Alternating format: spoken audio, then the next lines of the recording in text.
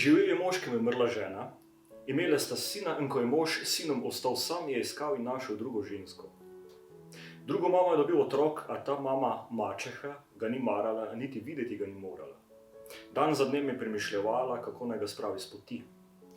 Ko je fant že nekoliko odrasel, se je naredila, da je bolna in je rekla: tako hudo sem zbolela, samo še hudičeva ovna mi pomaga, drugega nič.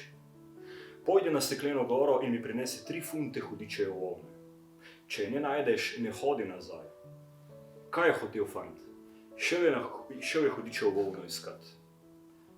Hodil je in prišel do neke vasi, kjer so imeli velik presušen vodnjak. Tam so ga ljudje vprašali: kam greš? Na stekleno goro, je rekel, po 3 funte hudičeve ovne. Dobro, so rekli, ko bo že tam, pa še to vprašaj, zakaj ta naš vodnjak nič vode ne da od sebe. Prej je bil zmeraj poln in živ, zdaj je pa suh. Bom že, je rekel fant in šel naprej. Prišel je do neke velike hruške in tam so ga vprašali spet: kam greš? Na stekleno goro po 3 funte hudičeve ovne. Glej, so rekli, tale hruška je rodila zlate hruške, zdaj se pa suši. Ko bo že tam, pa še za tole hruško vprašaj, kaj je z njo, da se tako suši. Bom že, je rekel fant in spet odšel naprej. Prišel je do nekega brodarja, ki je že čuda let ljudi čez vodo vozil. Nobenega človeka ni imel, da bi mu svoje delo predal, in ta brodar je vprašal: kam greš? Na stekleno goro po 3 funte hudičeve ovne. Daj no ti, je rekel brodar, ko bo že tam, pa še zame vprašaj. Kje naj dobim človeka, da bi mu to brodarjenje predal? Že toliko let se mučim dan za dnem, sem se že malo naveličal. Bom že, je rekel fant in šel lepo naprej. Hodil je kar še in še, dokler ga ni prineslo do nekega starega puščavnika. Glej, pozemski črviček, je rekel puščavnik, kaj si pa ti do mene prišel? Še nikoli ni bilo nobenega človeka k meni, ti si pa le prišel. Po kaj sem prišel, je rekel fant. Za mojo mačeho grem na stekleno goro po 3 funte hudičeve ovne. Zdaj pa ne vem, kje se gre. Mi lahko vi poveste? Puščavnik je pihnil neko piščalko in že je k njemu od nekod pritekel kozel. Puščavnik ga je vprašal: bi nesel ti tega elefanta na stekleno goro? Saj veš, kje se gre. Bom že, zakaj pa ne, je rekel kozel.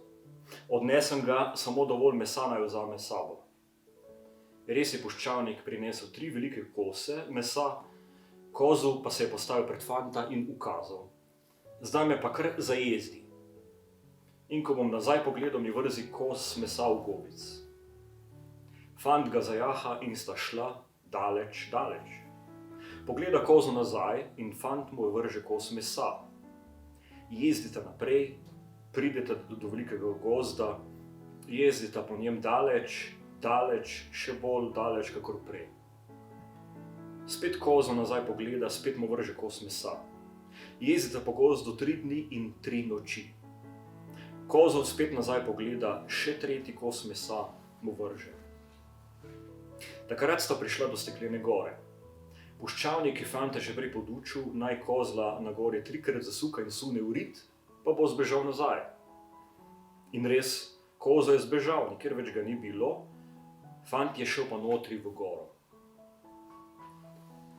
V gori je živel hudič, ampak zdaj ga ravno ni bilo doma in je šel zapeljevati ljudi po svetu.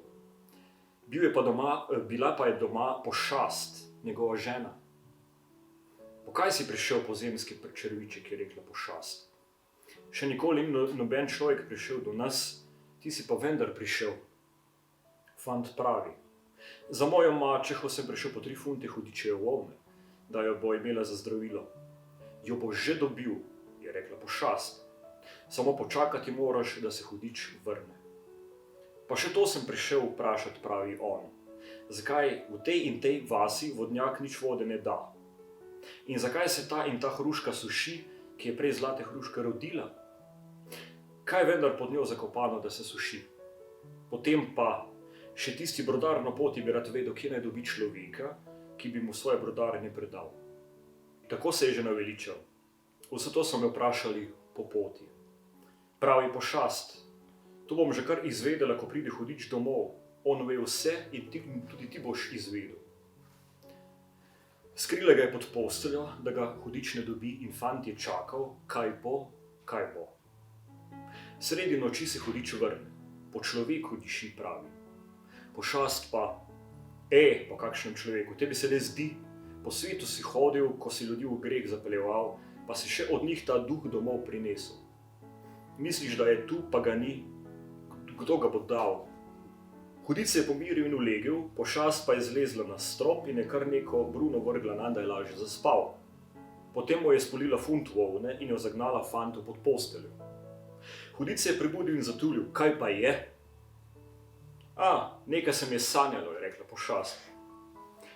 Rada bi izvedela, zakaj noče tisti vaški vodnjak nič vode dati.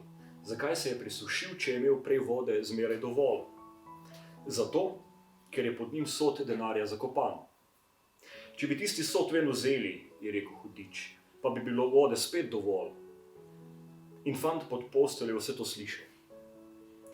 Spet je šla pošast na strop, spet je vrgla bruno na hudiča, spet je spal. Še en funt volne mu je izpolila in jo zagnala pod posteljo, hudič je pa spet po konci. Pa kaj je nocoj, da ni nobenega miru? Sanjalo se mi je, je rekla pošast. Zdaj bi rada vedela, zakaj se tista vaška hruška suši. Prej je zlate hruške rodila, zdaj pa je suha. Kaj praviš, zakaj? Zato, ker je tudi tam sod denarja zakopan, je rekel hudič. Ko ga bodo izkopali, bo spet rodila. Spet je šla pošast na strop, spet je vrgla bruno nanj, da je zaspal, spet mu je funt volne izpolila.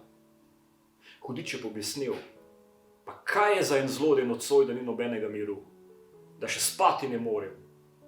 Nikar ne zameri, ljubi mož, je rekla pošast. Se mi je spet sanjalo, samo to bi rada vedela, kje bi tisti brodar, ki že toliko let čez reko vozi, dobil človeka, ki bi namesto njega brodaril.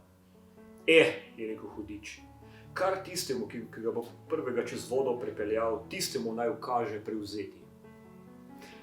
Pošast je šla na strop, spet je vrgla bruno na hudiča, da je spet trdno zaspal, fant pa je povezal volno v culo in zlezel izpod postelje. Pošast ga je še toliko pospremila, da mu je pokazala pot, potem sta se ločila. Gre fant nazaj in pride naprej do brodarja. Kako, pravi brodar, si kaj izvedel? Sem, pravi brodar, najprej me na drugo stran prepelji, potem pa že povem. Pripeljal ga je čez in ko je bil fant spet na suhem, je povedal: veš, kaj je rekel hudič? Tisti, ki ga bo od zdaj naprej prvega čez vodo prepeljal, tisti naj službo prevzame. A jaz sem čez, jaz grem. Ko spet kdo pride, si oddahneš. Gre fant naprej in pride do tiste hruške, ki se je sušila. Pravijo ljudje: kako, si kaj izvedel? Sem, pravi fant. A povem samo, če bo pol tistega, kar dobite mojega. Bo, so rekli, no potem pa le kopljite. In so kopali, da so izkopali poln sod denarja. Zase so ga vzeli polovico, pol so njemu dali, pa je šel bogat naprej. Prišel je do tiste vasi, kjer se je presušil vodnjak. Kaj poveš, si kaj izvedel, so ga spraševali. Sem, je rekel. A povem samo, če bo pol tistega, kar dobite mojega. Bo, so rekli. Potem pa le kopljite. In so kopali, da so izkopali še en sod denarja. Pol so obdržali zase, pol so dali njemu, pa je šel naprej. Tako je hruška spet zlate hruške rodila, vodnjake spet vodo dajal, fant pa je imel za poln sod denarja. Zdaj se mu je dobro godilo, mačehi pa slabo. Kako jo je grizlo? Je mislila, da ga bo pogubila, pa ga ni. Še zlato je dobil, ona pa le hudičevo volno, da ni vedela, kaj bi z njo. A glejte fanta, na sodu sedi, zlatniki cinglja in tu se naša pravljica konča.